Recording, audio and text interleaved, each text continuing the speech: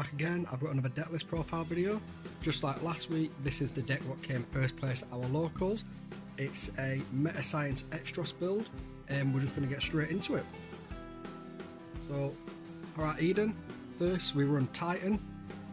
Titan's once per game, lets us spend 8 CE to generate a card into play, or reveal an Extros to draw 2 cards, to put one at the bottom and draw 2 cards.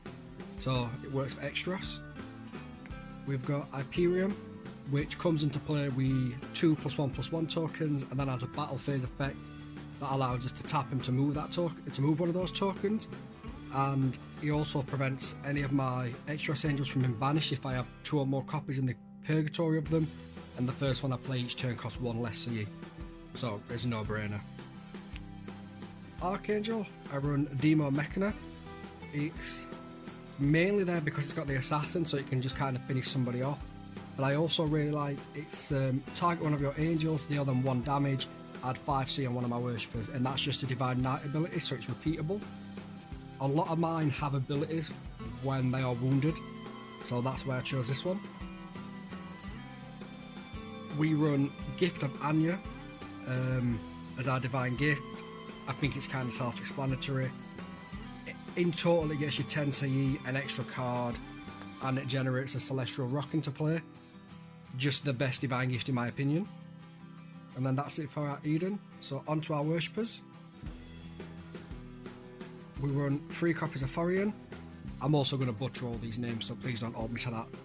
She doesn't untap at the end of a turn, so she's kind of like a one-time only ability. She has a favor where if you have 3 copies of her in your devotion area, you can pick an Extros Angel in your purgatory and add it back to your hand, which is really helpful later on in the game. She's got a battle phase where I can tap her, target one of my Extros Angels, and then target a second one, and basically move a counter from one to the other, which comes in very handy and kind of clutch. We run 3 copies of Talion, who has a battle phase ability that I can tap him. He also doesn't untap, so again it's another one time only. I can tap him to reveal an Extros Angel with Swarm in my hand, spend its printed C cost -1, and put it into play on my front line with 1 damage on it, and it can't be responded to. It's kind of good just to get some abilities off for cheaper. I run 3 copies of Brain Name Omega.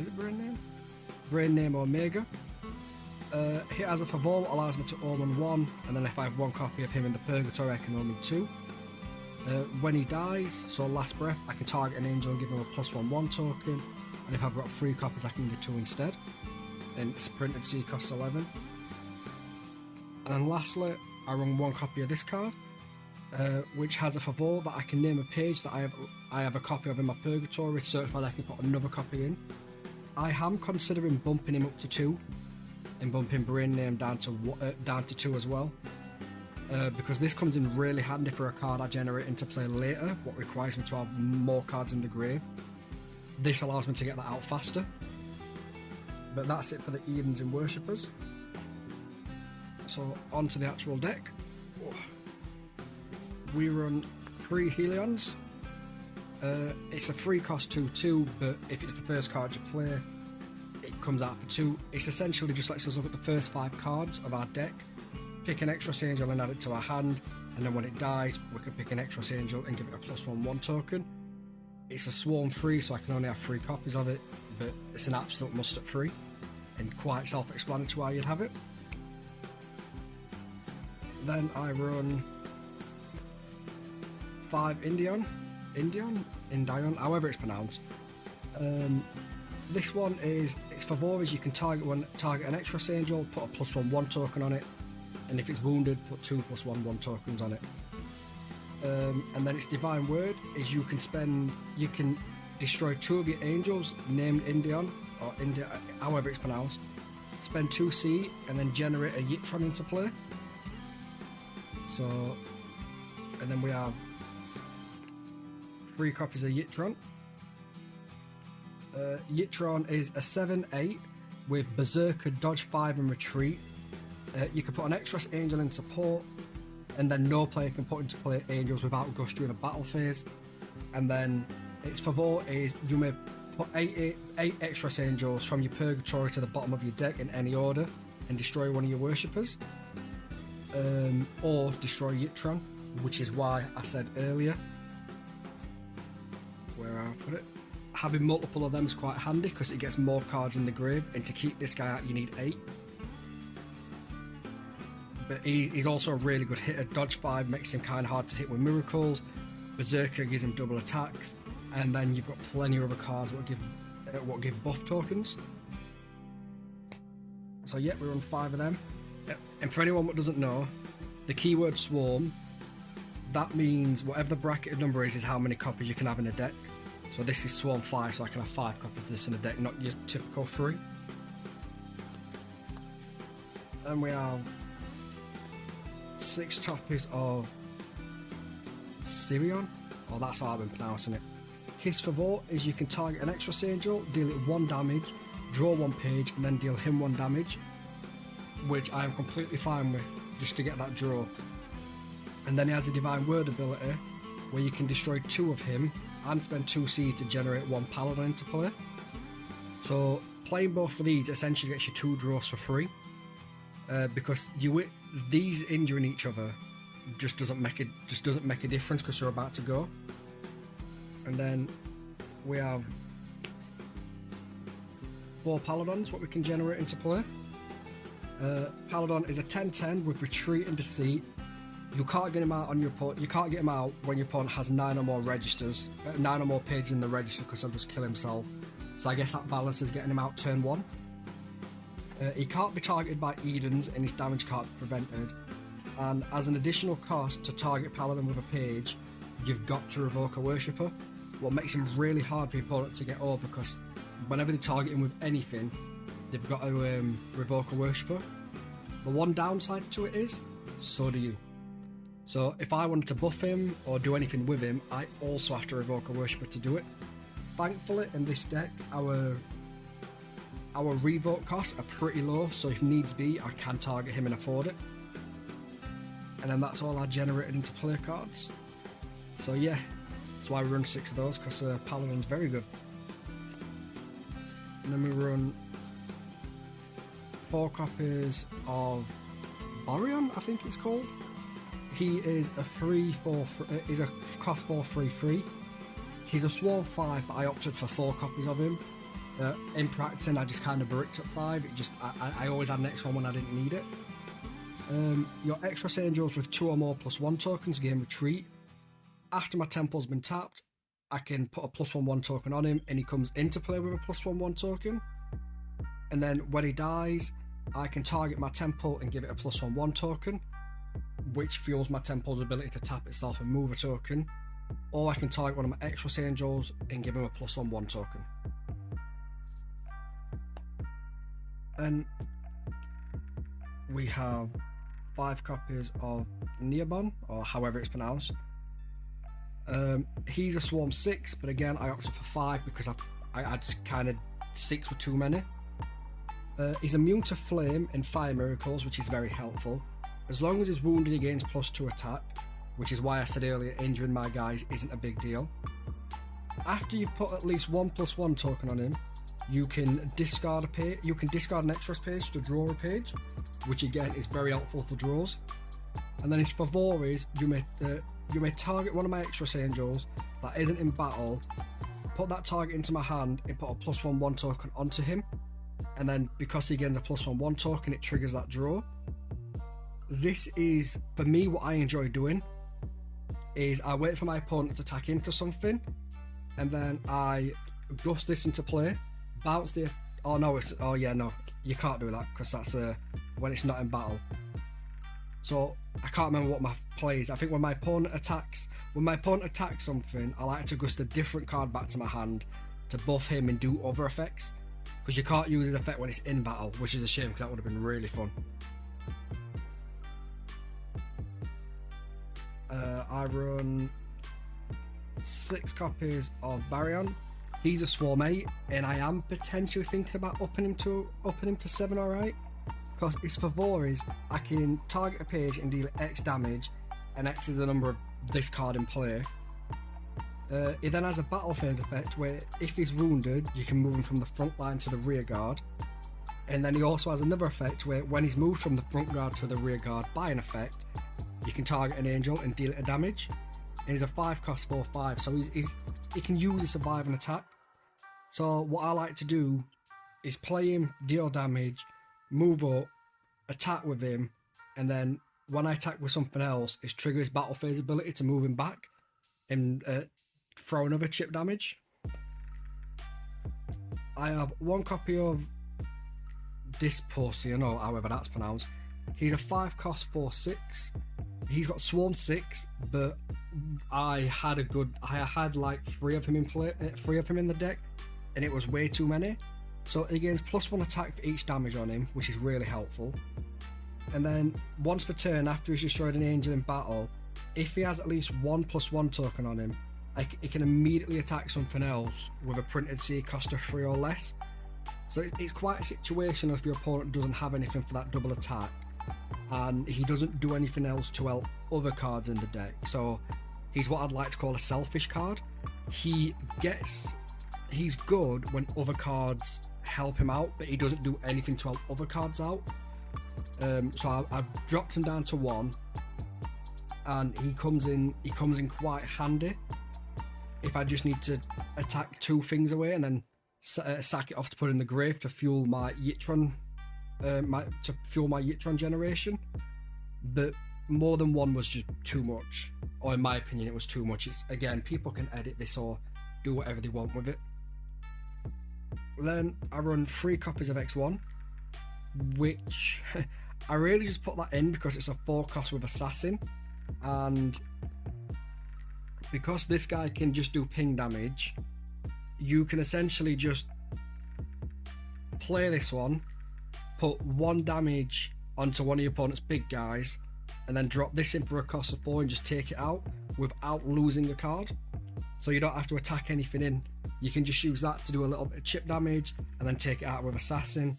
And then as an added bonus, if this kills something with its Assassin, your deity gains 1 life, which it's not needed, but it's a nice bonus. And then we pretty much just leave that there as a meat shield. It doesn't do anything else.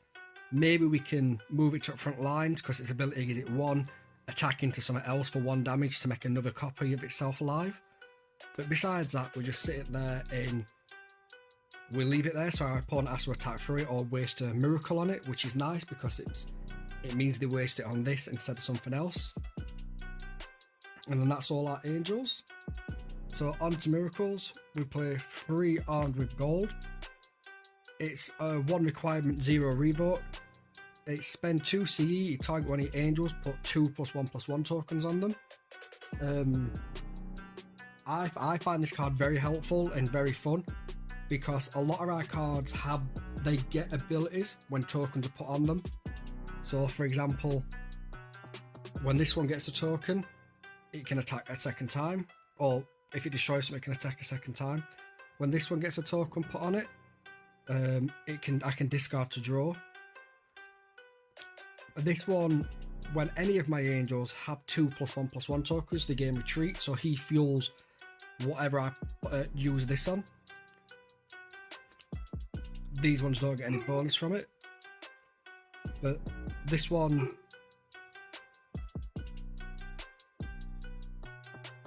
sorry about that, dog barking, trying to shut it up. With this one, you can target an angel and put a +1/1 token, and then if it's wounded, put a +2 on it. So just these 2 cards together can essentially give a +4 to something, so that's really helpful. Again, that one buffs when it dies, so I just like the idea of everything kind of fueling itself, so that's why I run 3 of them. I run 3 Macabre Slap, or however it's pronounced. It's just a simple target one angel, deal it -3 life. Very helpful when you've just kind of chipped away at your opponent and dropped them down, and then if they die you can banish it, so it's just a very good removal card. I run 3 copies of Demonification. You just target an angel, banish them, target an angel, destroy them, and give your, well, whoever you pick gets a it gets a Demon Familiar, which is a 5/5/0 cost.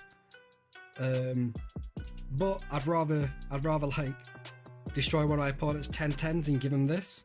So again, good destruction card, and it's not too hard to get rid of the Demon Familiar because we run 2 magic overuse, which is target 1 page with a printed C cost of 3 or less and banish it. Well, the Demon Familiar we give our opponent from demonification has 0 cost, so we can use that and just destroy it, just banish it, sorry, or any other decent page. I have 3 Purify the Weak, so it can only be played during a battle phase, and you target 1 angel with printed C cost and attack of 4 or less and banish them. Or you can target 1 angel with a printed C cost of 4 or less, destroy one of your worshippers, and then banish all copies of that card on the battlefield. I am considering dropping this down to 2 and upping magic overuse to 3, but I'm still just kind of testing it at the moment. We run 2 copies of E100, which I'm considering putting up to 3, but I just don't know what to take out yet, because this ability is, it can't be played during your opponent's battle phase, but for a 1 revoke, for a 1 cost 1 revoke, you can target any page, any normal familiar, God I can't speak, any normal angel page, spend its C cost and transform this card into it, which is really helpful if you need to copy your own cards to generate the Paladon or to generate the Yitron into play. Or it's also very good to just copy one of your opponent's cards if they have a really powerful angel on the board.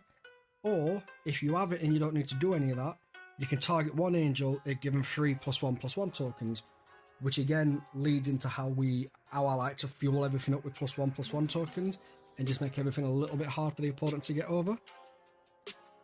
And then lastly, we run 2 copies of Parasitic Worm.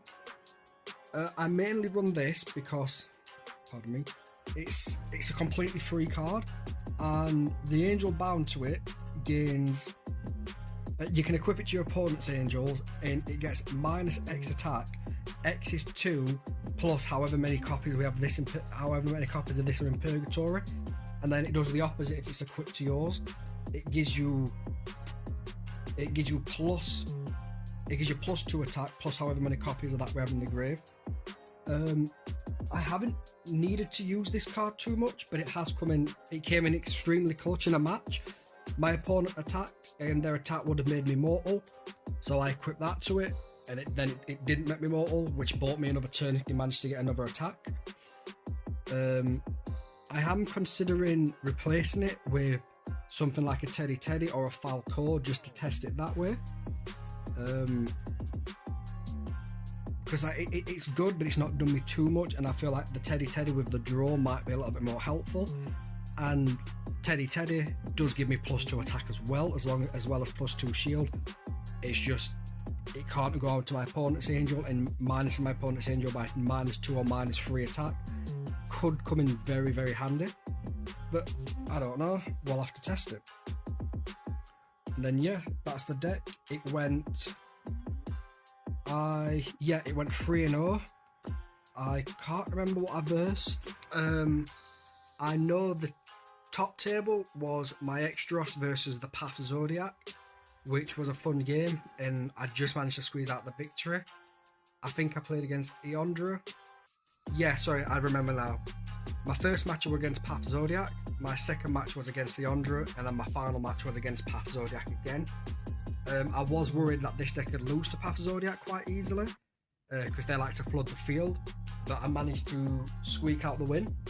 So yeah, I've got my next locals tomorrow, so hopefully I'll have another video out next week with the deck what came first place. So thank you for watching.